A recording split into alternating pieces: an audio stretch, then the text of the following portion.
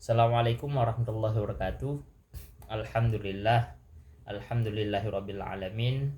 Wassalatu wassalamu ala asyrafil anbiya'i wal mursalin wa ala alihi washabbihi ajmain.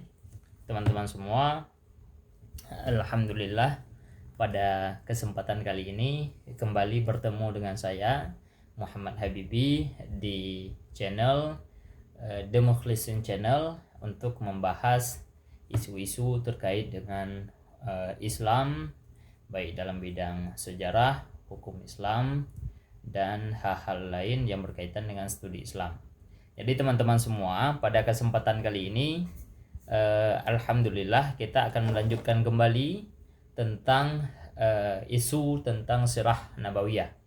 Sebelumnya kita sudah membahas nih bagaimana proses sejarah Nabi, sejarah keturunan Nabi, bagaimana Nabi dipilih dari golongan, dari suku, dari tempat yang terbaik, sebagaimana dijelaskan sebelumnya.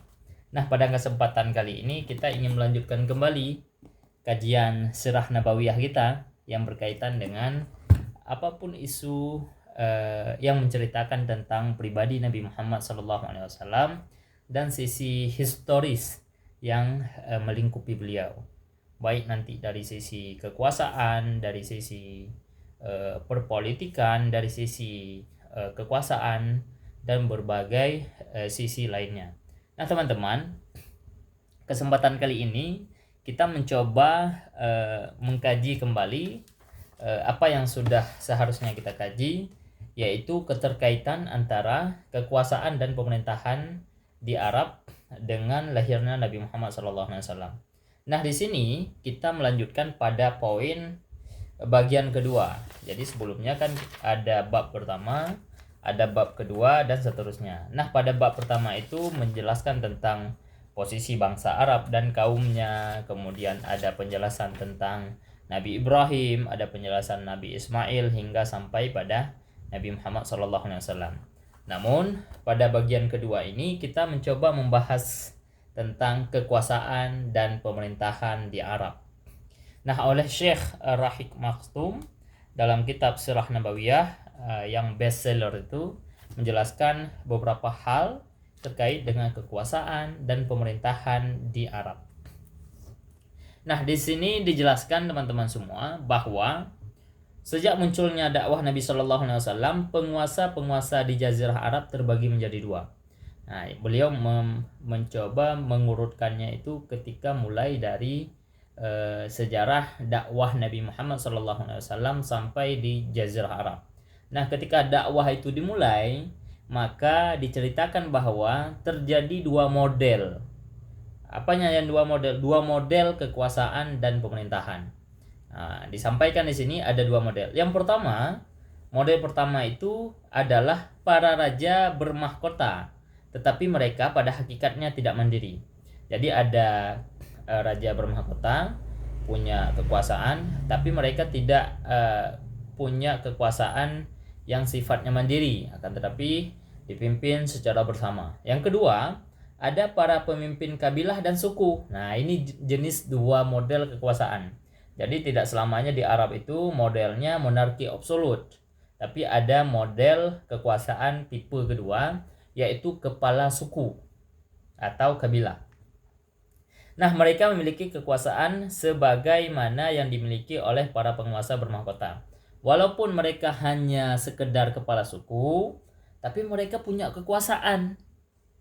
Mereka punya pemerintahan juga. Yang terkadang pemerintahan mereka itu hampir sama atau bahkan sama dengan model pemerintahan para raja-raja yang bermahkota. Nah, ini disampaikan bahwa mereka itu merdeka secara penuh. Nah, ini perlu disampaikan di sini. Kenapa? Karena di masyarakat Jazirah Arab itu ada masyarakat yang merdeka, ada yang menjadi budak. Nah, bagi mereka yang menjadi kabilah atau kepala kabilah dan kepala suku, mereka itu sempurna merdekanya, penuh merdekanya. Mereka tidak pernah menjadi budak dan lain sebagainya. Bahkan ada sebagian penguasa yang tidak bermahkota ini juga memiliki pengawal seperti raja-raja yang bermahkota. Nah, ini disampaikan oleh Syekh Safiur Rahman Al-Mubarakfuri. Teman-teman yang masih punya kitabnya atau yang sudah punya kitabnya ini bisa dibuka pada halaman 24 ya, pada halaman 24. Raja bermahkota itu adalah raja-raja Yaman. Nah, ini diurutkan nih. Siapa saja sih sebetulnya raja-raja yang punya mahkota? Siapa saja raja-raja yang tidak punya mahkota?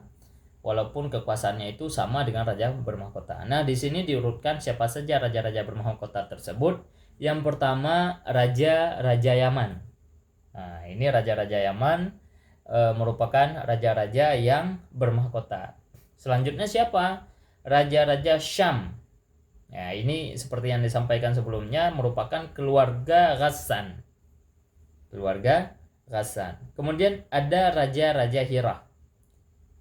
Nah, ini nanti disampaikan dalam pembahasan selanjutnya bahwa ada raja-raja Yaman, raja-raja Hira, dan raja-raja Syam. Nah, teman-teman semua, selain ketiga raja di tempat yang berbeda ini, para penguasa Jazirah Arab umumnya tanpa mahkota. Nah, di luar Syam, di luar Yaman, di luar Hira, ada juga penguasanya, ada juga sistem pemerintahannya. Akan tetapi sistem pemerintahannya itu yang nomor 2 tadi, bahwa raja yang tidak bermahkota. Berikut ini paparan singkat tentang para raja dan pemimpin tersebut. Nah, di sini dijelaskan siapa saja raja-rajanya, di mana kekuasaannya, dan bagaimana model kekuasaannya disampaikan. Ada 3, yaitu Raja Yaman, Raja Hira, dan Raja Syam. Untuk yang pertama, dan mungkin dalam video ini kita sampaikan raja-raja Yaman saja. Nah, teman-teman, kita bahas raja-raja Yaman. Yang pertama, raja-raja Yaman. Suku-suku kuno yang dikenal di Yaman dari arah Aribah adalah kaum Sabah. Nah, jadi Syekh Safiur Rahman Al-Mubarakfuri menyampaikan bahwa ada suku-suku kuno di Yaman. Jadi bukan berarti Yaman ini adalah suku baru, tapi ada suku-suku kuno di Yaman. Yaman sukunya terkenal yaitu kaum Sabah. Nah, kita pernah mendengar ini cerita tentang kaum Sabah. Nah, kaum Sabah itu berasal dari Yaman. Mereka bisa diketahui lewat penemuan fosil Ur. Nah, mereka dari mana kok mereka diketahui ada di Yaman? Mereka diketahui dari munculnya atau ditemukannya fosil Ur di abad 2-5 sebelum Masehi. Nah, itu diketahui. Periodisasi kehidupan mereka bisa dipetakan sebagai berikut. Nah, di sini dipetakan oleh Syekh Safiur Rahman Al-Mubarakfuri ada beberapa periode untuk menjelaskan raja-raja di Yaman, mulai dari dulu sampai dengan di masa hingga masuknya Islam di Yaman. Nah, dijelaskan siapa saja raja-rajanya, bagaimana kondisinya. Kita akan terus mengikutinya. Yang pertama, teman-teman semua, yaitu periode 1300 sampai 620 sebelum Masehi.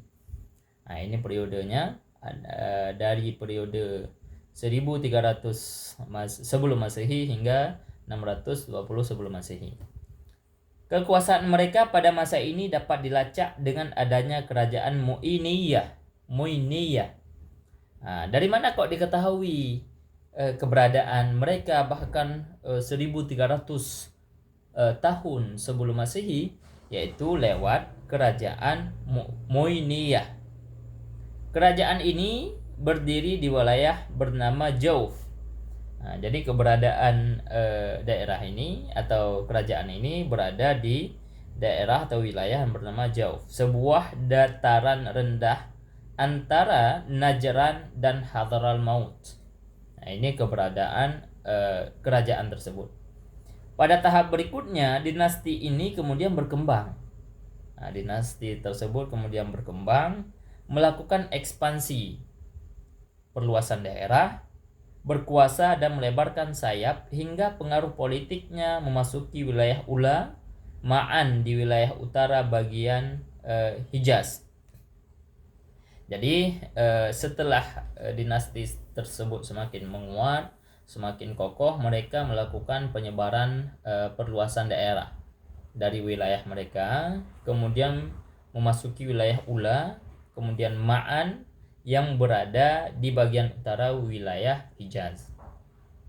Ada yang mengatakan bahwa, ini disampaikan oleh Syekh Safiur Rahman Al-Mubarakfuri, bahwa kekuasaan mereka sampai keluar Jazirah Arab. Nah, ada yang mengatakan bahwa kekuasaan dari raja-raja Syam ketika itu sampai keluar Jazirah Arab. Nah, perdagangan merupakan mata pencaharian pokok mereka. Dengan apa mereka hidup, dengan apa mereka mencari nafkah? Dengan cara perdagangan. Mereka membangun bendungan Ma'rib yang cukup dikenal dalam sejarah Yaman. Ya, mereka membangun bendungan. Jadi bendungan ini tidak hanya ada sekarang saja, tapi dari dulu, dari 1300 sebelum Masehi sudah ada upaya untuk membangun bendungan. Dan ini bendungan Ma'rib yang dibuat di Yaman ini merupakan bendungan yang sangat terkenal dalam sejarah Yaman. Bendungan ini mampu meningkatkan hasil bumi mereka. Jadi dengan adanya bendungan tersebut mampu meningkatkan hasil bumi, misalnya padi misalnya kalau di tempat kita. Jadi dengan adanya bendungan bisa diairi semua wilayah perkebunan, wilayah pertanian dan lain sebagainya, yang kemudian meningkatkan hasil dari pertanian dan perkebunan tersebut. Bahkan hal ini didokumentasikan secara historis di dalam Al-Quran surah Al-Furqan ayat ke-18. Di sana disebutkan hatta nasuz dzikra wa kanu qauman bura, sampai mereka lupa mengingati engkau dan mereka adalah kaum yang binasa. Ini ayat ini surah Al-Furqan ayat ke-18 menceritakan tentang kondisi mereka. Para raja mereka ketika itu mendapat gelar Ma'rib Saba. Ya, jadi kalau raja di tempat kita namanya Sultan mungkin. Kalau di Aceh Sultan Iskandar Muda atau di tempat lain. Tapi kalau di wilayah tersebut ketika itu diberi gelar dengan Ma'rib Saba. Ibu kotanya adalah Sirwah. Nah, ini nama ibu kota. Puing-puingnya bisa ditemui di suatu tempat bernama Khuraibah. Dari mana diketahui keberadaan itu ibu kotanya? Dari munculnya atau ditemukannya puing-puing sisa-sisa dari kerajaan. Yang nama tempat tersebut adalah Khuraibah. Bahkan di dalam sini disebutkan bahwa 50 km barat laut kota Ma'rib dan 142 km timur Sana'a. Nah, ini detail disampaikan oleh Syekh Safiur Rahman Al-Mubarakfuri tentang keberadaan kota mereka, keberadaan kerajaan mereka. Jumlah raja mereka yang pernah berkuasa diperkirakan antara 22 sampai 26 raja. Nah, jadi tidak hanya 1, 2 sampai 5 orang saja raja yang memimpin di sana, bahkan sampai 22 sampai 26 raja. Ini bisa teman-teman pelajari nanti dalam Al-Yaman Ibarut Tarikh. Nah, ini disampaikan di sini halaman 77, 83, 124 dan 130. Atau Tarikhul Arab Qablal Islam. Ini juga disampaikan di sana.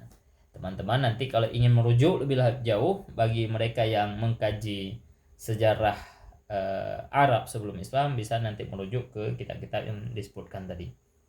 Nah, itu teman-teman, itu adalah periode pertama bagaimana raja-raja dari bangsa Yaman ini muncul.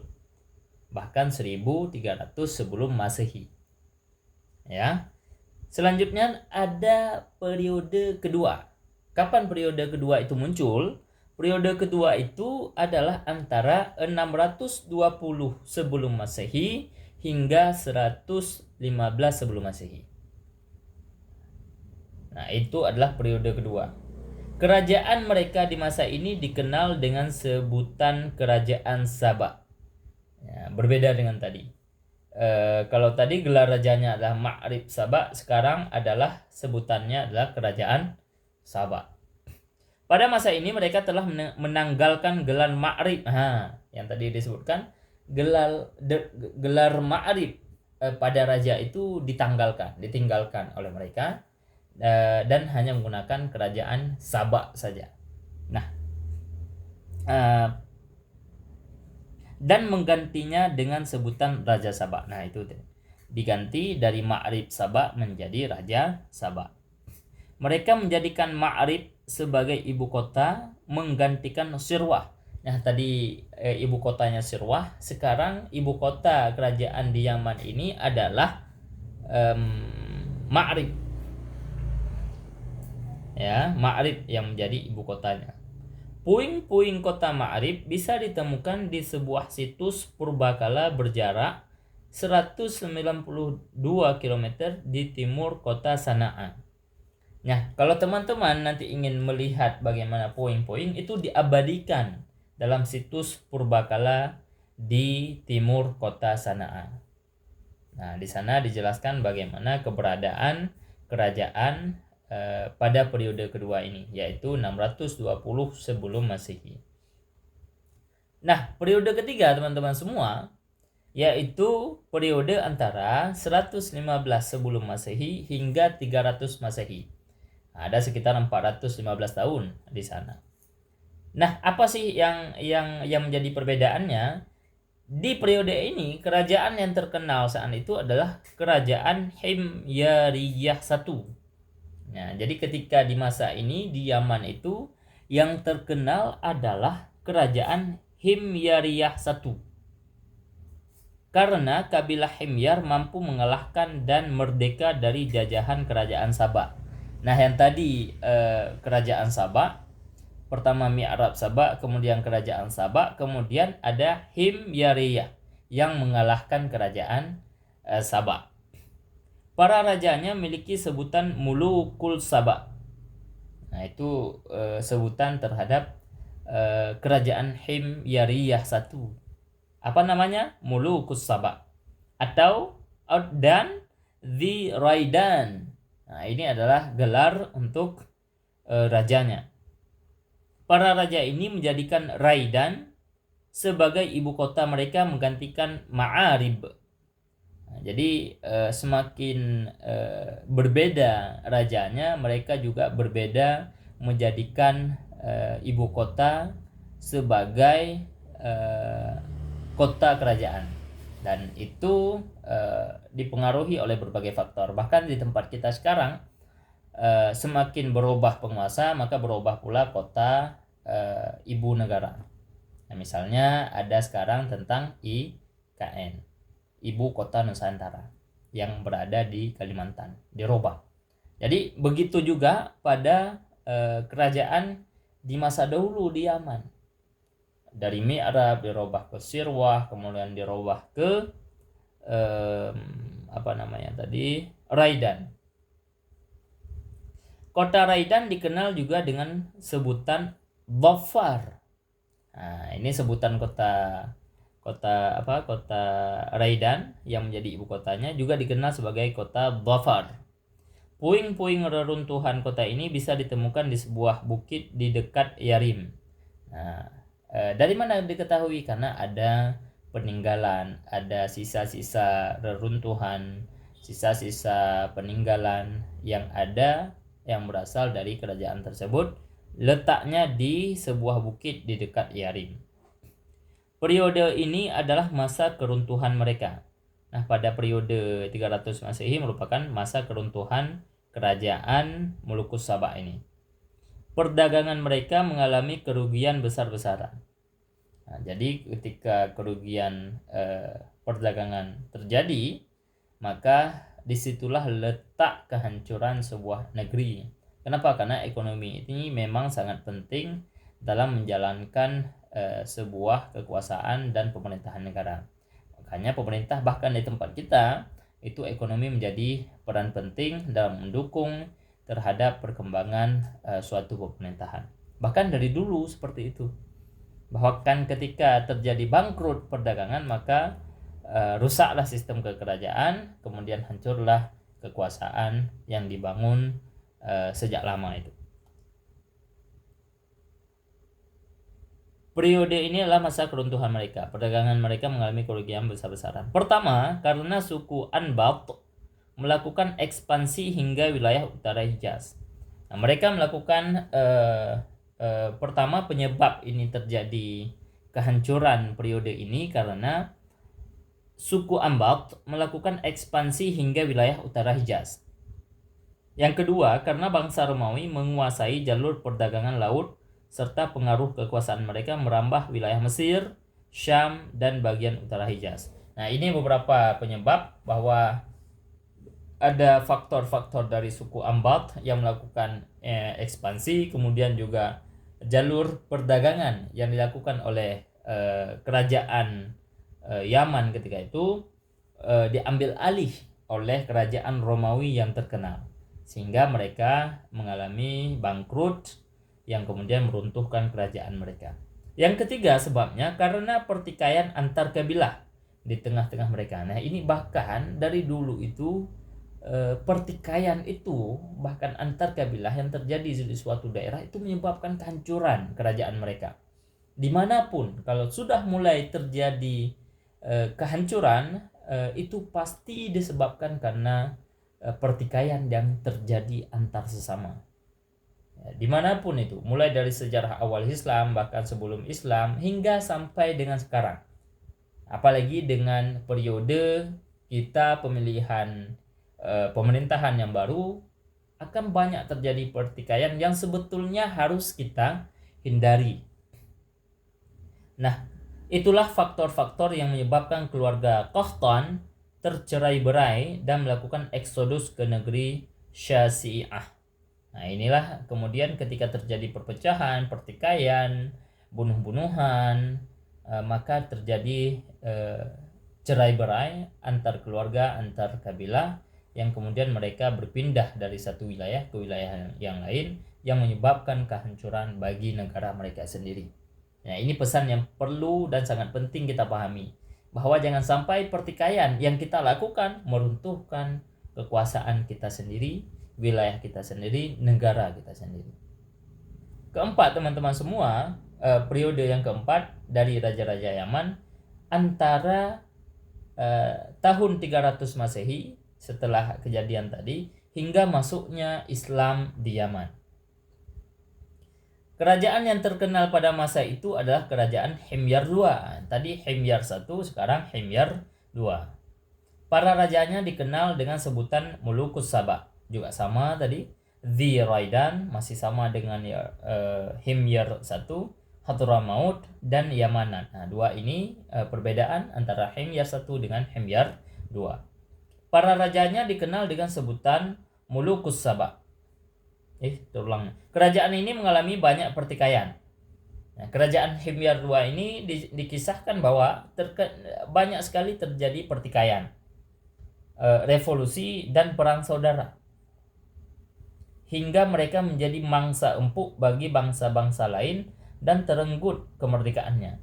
Akibat dari pertikaian yang dilakukan oleh mereka sendiri terhadap keluarga sendiri, terhadap saudara sendiri, terhadap kabilah sendiri, terhadap negaranya, maka mereka bercerai-berai hingga dilakukan penjajahan oleh bangsa lain terhadap negara mereka, sehingga kemerdekaan yang pada awalnya mereka merdeka, kemudian ketika dijajah mereka menjadi budak kembali.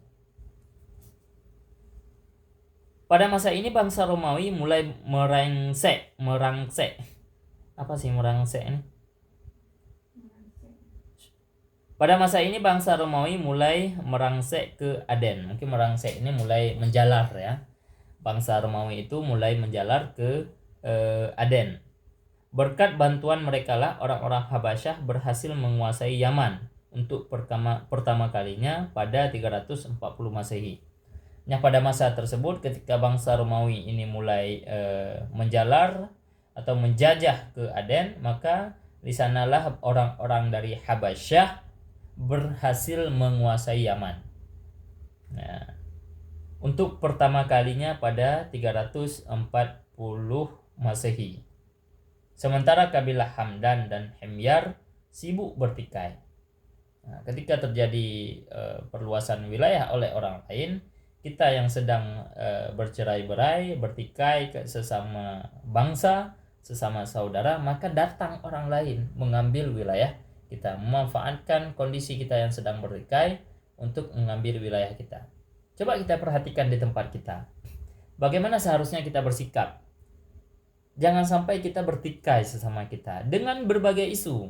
Ada isu suku, isu intelektual, isu keilmuan, isu beda pemahaman, isu beda tariqah, isu beda fiqah, isu beda akidah yang kemudian membuat kita bertikai.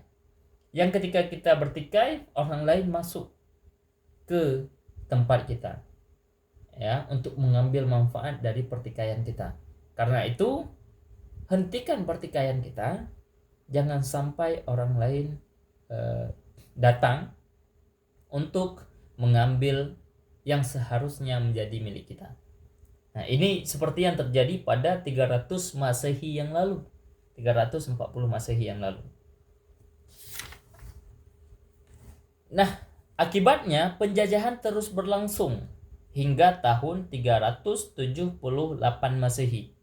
Dari 340 Masehi hingga 378 Masehi. Ada sekitar 38 tahun terjadi penjajahan. Baru kemudian Yaman memperoleh kemerdekaannya. Setelah itu baru kemerdekaan kembali diperoleh. Namun ketenangan tidak berlangsung lama, menyusul jebolnya bendungan Ma'rib yang mengakibatkan banjir besar. Akan tetapi kedamaian dari berhasilnya memerdekakan diri tidak berlangsung lama. Kenapa? Karena bendungan yang mereka agung-agungkan itu kemudian jebol. Karena sudah terlalu lama, sudah sekian ratus tahun, hingga jebol yang mengakibatkan terjadinya banjir yang sangat besar. Musibah itu terjadi pada tahun 450 Masehi atau 451 Masehi. Nah, bahkan ini diabadikan di dalam Al-Quran.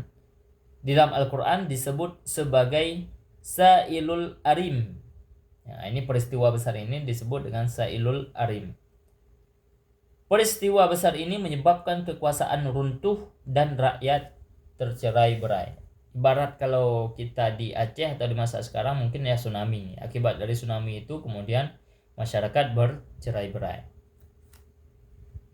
Nah, selanjutnya pada tahun 523 Masehi, seorang panglima Yahudi bernama Dhu Nuwas memimpin penyerangan terhadap penduduk Najran, pengikut ajaran Al-Masih. Panglima Yahudi dan pasukannya ini memaksa penduduk untuk meninggalkan keyakinan mereka. Karena mereka bersikukuh, Dhu Nuwas memerintahkan penggalian parit-parit dan mencampakkan mereka ke dalamnya. Dialah yang dimaksud oleh Al-Quran dalam surah Al-Buruj. Binasalah orang-orang yang membuat parit, yaitu para pembesar Najran di Yaman.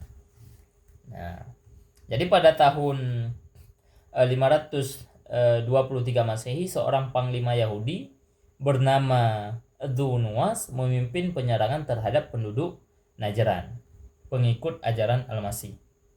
Panglima Yahudi ini dan pasukannya memaksa penduduk untuk meninggalkan keyakinan mereka, yaitu keyakinan pada Al-Masih, Nabi Isa alaihissalam.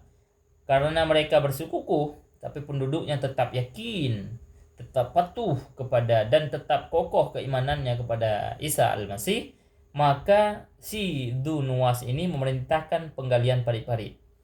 Maka dibuatlah parit lobang lah, semacam lobang, dan mencampakkan mereka ke dalamnya. Kemudian ditolak, diisi mereka, dikubur hidup-hidup orang-orang yang berkeyakinan dengan keyakinan ajaran Al-Masih ini. Bahkan isu ini atau cerita ini diabadikan dalam Al-Quran dan Allah membinasakan atau melaknat orang-orang yang membuat parit, yaitu para pembesar Najran di Yaman ini. Nah, ini yang disebutkan oleh Al-Quran dalam surah Al-Buruj. Peristiwa ini memupuk dendam di kalangan umat Nasrani. Nah, akibat dari peristiwa ini dari kaum Yahudi kemudian membakar. Dari dulu mereka sudah bersikap sangat arogan hingga mencampakkan orang lain ke dalam kubur-kubur. Jadi tidak heran mereka juga telah melakukan hal itu seperti sekarang dari sejak dahulu terhadap golongan dari Nasrani. Ada penjelasan yang saya juga baru mendapatkannya, kenapa disebut Yahudi dan Nasrani dalam Al-Quran. Pada dasarnya mereka itu disebut sebagai Bani Israel. Ketika mereka disebut oleh Yahudi dalam Al-Quran, mereka itu adalah yang mendukung terhadap makar kepada Nabi Isa alaihissalam. Jadi Bani Israel yang mendukung terhadap makar Nabi Isa, yang melakukan pemberontakan terhadap Nabi Isa dengan agenda penyaliban itu, pembunuhan, maka mereka disebut golongan Yahudi. Sedangkan mereka yang menolak peristiwa itu, menolak pemberontakan itu, disebut kaum Nasrani. Inilah cikal bakal dalam Al-Quran disebutkan seperti itu. Dan ini hingga 523 Masehi terjadi pertikaian lagi antara Yahudi dan Nasrani pengikut Isa Al-Masih yang kemudian dikubur di dalam parit-parit. Yang akibatnya apa? Akibatnya itu muncul dendam, amarah karena pernah dilakukan semena-mena oleh kaum Yahudi di kalangan umat Nasrani. Mereka terdorong untuk melakukan penaklukan dan ekspansi di bawah pimpinan para jenderal Romawi di negeri Arab. Jadi karena peristiwa itu mereka ikut bergabung, ikut melakukan aliansi dengan pasukan dan pimpinan para jenderal Romawi yang berada di negeri Arab. Mereka menjalin kerjasama dengan orang-orang Habasyah dan mempersiapkan armada laut yang kuat. Mereka melakukan proses perencanaan, penaklukan terhadap apa yang sudah dilakukan oleh bangsa Yahudi di saat tahun 523 Masehi. Berapa sih jumlah upaya melakukan itu? Ada 70.000 personel pasukan dari Habasyah. Luar biasa banyak. 70.000 personel pasukan. Mereka sukses menaklukkan Yaman untuk kedua kalinya di bawah pimpinan Aryat pada 525 Masehi. Nah, cuman berselang 2 tahun dari terjadi pelemparan ke dalam parit-parit itu. Aryat berkuasa di sana sebelum Najasyi Habasyah hingga dia digulingkan oleh Abrahah ibnu Sabah, salah satu panglima perangnya sendiri. Nah, terjadi lagi. Ya, ketika itu setelah berhasil melakukan penaklukan, maka dia menjadi orang yang berkuasa di sana. Tapi akhirnya dia juga kemudian digulingkan oleh panglimanya sendiri, dijatuhkan oleh panglimanya sendiri. Ini kan juga hampir sama dengan peristiwa yang terjadi di tempat kita, bahwa di masa Soekarno itu diguling oleh siapa? Oleh panglima jenderalnya sendiri. Kurang lebih begitu. Nah, siapa yang menggulingkannya? Namanya adalah Abrahah ibnu Sabah, salah satu panglima perangnya sendiri. Kapan itu terjadi? Pada tahun 549 Masehi. Abrahah kemudian menobatkan diri sebagai penguasa Yaman setelah mendapat restu dari Najasyi Habasyah. Nah, si Abrahah ini kemudian menobatkan diri sebagai raja Yaman. Tetapi dia baru bisa menobatkan diri itu setelah mendapatkan restu dari Raja Najasyi Habasyah. Abrahah yang mana sih yang dimaksud? Abrahah inilah yang mengerahkan pasukan gajah untuk menghancurkan Ka'bah. Jadi dari dulu memang dia sudah melakukan pemberontakan bahkan terhadap rajanya sendiri. Yang kemudian si Abraha ini di kemudian hari menyiapkan sekian banyak pasukan gajah untuk menyerbu Ka'bah. Allah membinasakan Abraha sekembalinya ia di San'a usai penyerangan Ka'bah yang gagal. Setelah gagalnya penyerangan di Ka'bah yang dilakukan oleh Abraha tersebut, dia kemudian binasa, mati ketika berada di San'a. Selanjutnya tampuk kekuasaan jatuh ke tangan putranya. Nah, ketika terjadi kematian seperti ini, maka yang karena ini sifatnya kerajaan tadi, maka yang menjadi yang menjadi raja kemudian adalah putranya sendiri. Nama putranya adalah Yaksum. Setelah itu kemudian putra keduanya namanya Masruq. Konon Masruq lebih bengis daripada ayahnya. Si Masruq ini anak keduanya itu lebih bengis dari ayahnya yang pernah menyerang Ka'bah. Sejarah yang diukirnya juga lebih kelam dibandingkan dengan ayahnya dalam menindas, memaksa, dan melecehkan bangsa Yaman. Bahkan si Masruq ini memiliki sejarah yang luar biasa, jahatnya, bengisnya dalam menindas, kemudian memaksa dan melecehkan bangsa Yaman. Pasca penyerangan pasukan gajah, orang-orang Yaman meminta bantuan Persia sampai akhirnya berhasil mengenyahkan bangsa Habasyah di negeri mereka. Nah, setelah proses penyerangan terhadap Ka'bah oleh pasukan gajah itu, orang-orang Yaman kemudian meminta bantuan Persia sampai akhirnya berhasil mengenyahkan bangsa Habasyah dari negeri mereka. Jadi karena terjadi penyiksaan yang luar biasa yang dilakukan oleh putranya tadi, kemudian orang-orangnya itu melakukan kerjasama dengan bangsa Persia untuk meminta pertolongan, aliansi kerjasama dalam hal keamanan dan penyerbuan, sehingga kemudian mereka mendapatkan kembali negeri mereka. Mereka mendapatkan kemerdekaan pada tahun 575 Masehi. Ini sangat sebentar kekuasaan yang dilakukan. Pergantiannya juga sangat cepat dari tahun 523 Masehi tadi hingga 575 Masehi. Sangat-sangat cepat. Di bawah kepemimpinan siapa mereka bangsa Yaman ini mendapat kemerdekaan? Di bawah pimpinan Ma'di Karibu Saif ibnu Diyazan al-Himyari. Kemudian ketika dia menjadi komandannya, rakyat Yaman senang, suka, dan mengangkat si Ma'di Karibu Saif ibnu Diyazan ini menjadi raja mereka. Memang seperti itulah terjadi tampuk kepemimpinan kerajaan. Siapa yang disukai oleh masyarakat karena dianggap berkompeten, mampu, maka dialah yang kemudian diangkat menjadi raja. Kurang lebih seperti sistem pemilu, hanya saja secara lebih efisien, lebih cepat. Ma'di Karibu menyisakan beberapa orang Habasyah yang ditugasi untuk membantunya dan menemaninya dalam perjalanan.